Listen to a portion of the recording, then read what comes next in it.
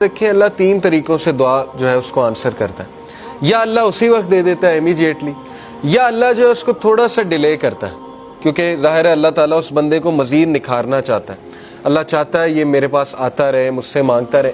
یا اللہ اس کو اس کا رد بدل ایسا دے دیتا ہے کہ اس کو سکون آ جاتا ہے.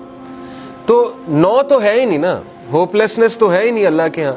اس لیے یہ شیطان ہوپ لیس کرتا ہے بندے کو آ کے کہ جی تجھے تو یہ ملا ہی نہیں، پتہ نہیں اس کے بدلے اللہ نے کیا دینا ہے، پتہ نہیں اس کے پیچھے اللہ کی کیا حکمت ہے وغیرہ وغیرہ. یہ تو انسان نہیں سمجھ سکتا. اس لیے ٹرسٹ اللہ. یہ کیوں اللہ تعالیٰ یہ باتیں ہمیں بتا رہا ہے کہ اس کے وزڈم پہ ٹرسٹ کرو، اس پہ کبھی شک نہ کرو، کبھی اس کے بارے میں نیگیٹو نہ ہو. اور انبیاء کے بارے میں بھی ہمیں یہی پتہ لگتا ہے، کبھی نیگیٹو نہیں اللہ کے بارے میں. اور پھر اللہ سبحانہ و تعالیٰ اللہ کے نبی کو دیکھیں کاؤنسل کرتے ہیں. علم یجد کا یتیمن فآوا. دیکھیں اللہ کے لیے کافی تھا. کچھ لوگ کہتے ہیں نا کہ نہیں آخرت کا وعدہ ہو گیا بس کافی ہے. دیکھیں اللہ یہاں پہ بات ختم ہو جاتی ہے. اللہ کے نبی وَلَلْآخِرَةُ خَيْرٌ لَكَ مِنَ الْأُولَىٰ. آگے اللہ دلیل دے رہا ہے. اللہ کے نبی کو دلیل دے رہا ہے. دلیل کیا ہے کہ علم یجد کا یتیمن فآوا. کیا نہیں اس نے تجھے یتیم پایا اور تیری حفاظت نہیں کی؟ دیکھ لیں اللہ کے نبی صلی اللہ علیہ وسلم کو اکیلا چھوڑا اللہ نے کبھی؟ ایسے مطلب سوچیں، مشرک تھے ابو طالب، لیکن اس کے باوجود کوٹ کوٹ کے دل میں محبت بھری ہوئی تھی اپنے بھتیجے کے لیے، اور جان دینے کے لیے تیار تھے اپنے بھتیجے کے لیے. اتنے لوئل تھے کہ شیبہ ابی طالب میں پورے بنو ہاشم کو کہتے ہیں ہم چلے جائیں گے. مطلب اس کی خاطر اسلام قبول نہیں کیا، لیکن محبت اتنی تھی کہ بس اس کی خاطر ہم وہاں بھی چلے جائیں گے. پھر دیکھیں عبد المطلب نے پہلے حفاظت کی، اس کے بعد ابو طالب نے حفاظت کی، اس کے بعد حضرت ختیجہ جیسی وائف دے دی، ٹھیک ہے نا، سپورٹ کے لیے. ہر موقع پہ اللہ نے بندے دیے انہیں، اور ایسے بندے دیے کہ آپ سوچ نہیں سکتے. ایسی سپورٹ دی ہے، تقویت ملتی تھی اللہ کے نبی صلی اللہ علیہ وسلم کو. وَوَجَدَكَ ضَالًّا فَهَدَىٰ and he found you unaware and he guided you. اور اللہ کے نبی صلی اللہ علیہ وسلم کہا جا رہا ہے کہ تمہارے سینے پر ایک بوجھ تھا. یہ دیکھیں نا، یہ اگلی ہی جو اس سے صورت ہے، سورہ انشرح. الم نشرح لک صدرک ووضعنا عنک وزرک الذی انقض ظہرک ورفعنا لک ذکرک. اللہ کے نبی کو یہ کہا جا رہا ہے نا، اے اللہ کے نبی کیا ہم نے تمہارا سینہ جو ہے وہ کھول نہیں دیا، اور تمہارے اوپر جو بوجھ تھا ہم نے وہ ہٹا نہیں دیا؟ وہ بوجھ کیا تھا؟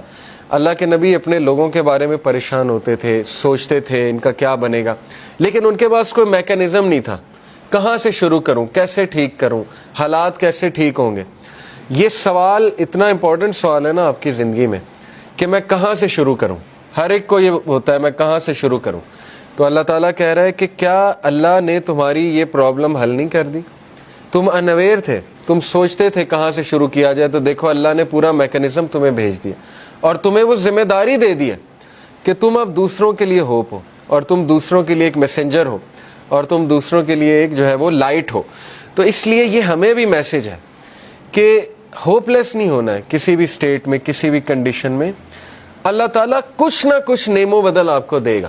امپاسبل ہے، خالی ہاتھ نہیں چھوڑتا اللہ، یہ بات یاد رکھیں، ٹھیک ہے؟ یہ اللہ کے بارے میں آپ 100% شور ہو جائیں یہ اس صورت کے مطابق. تو بہرحال وَوَجَدَكَ عَائِلًا فَأَغْنَىٰ، اور اس نے تمہیں پور پایا اور تمہیں رچ بنایا. And he found you poor and made you rich. اس کے بارے میں رسول اللہ صلی اللہ علیہ وسلم نے کہا ہے کہ richness is not the کثرت آف مال. کثرت مال جو ہے وہ رچنس نہیں ہے، بلکہ غنا، دل کا غنا جو ہے وہ رچنس ہے. دل راضی ہونا چاہیے. تو دیکھیں جو میکانزم دیا اللہ کے نبی کو، اس سے ایک تو اللہ نے ان کو رچنس آف دی ہارٹ دی، رچنس آف دا سول دی، ذکر دیا، بتایا مجھے کیسے پکارو. اور دیکھیں اللہ کے نبی کے تھرو ہمیں اللہ نے کیا کیا دیا. آپ کو کوئی لرن کرنے کی ضرورت نہیں، خود سے دعا. اللہ کے نبی کی دعائیں موجود ہیں، ان دعاؤں پہ کبھی غور کریں، ان کے الفاظ پہ کبھی غور کریں.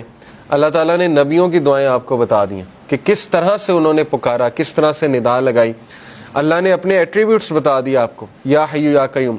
کبھی آپ صرف اس پہ ہی سوچ لینا کہ ایک ہندو کے ساتھ اپنے آپ کو کمپیئر کر لیں، ایک ایسے انسان کے ساتھ جس کے پاس اللہ کا صحیح کانسیپٹ نہیں ہے، تو آپ سوچ لیں آپ کتنے لکی ہیں. وہ بتوں کے آگے جھکتا ہے، اسے اللہ کا تعارف ہی نہیں ہے، اسے پتہ ہی نہیں اللہ ہے کون، اور نہ اسے اللہ کو پکارنا آتا ہے. اور سوچیں کہ وہ کتنا زیادہ ایکسپلائٹ ہو رہا ہے تھرو آؤٹ دی لائف. تو سوچیں اللہ کی کتنی بڑی نعمت ہے کہ اللہ تعالیٰ نے ہمیں غنی کر دیا، اپنا تعارف کرا کے غنی کر دیا، ہمیں اسلام کا نالج دے کے غنی کر دیا, قرآن ہم پہ نازل کر کے ہمیں غنی کر دیا.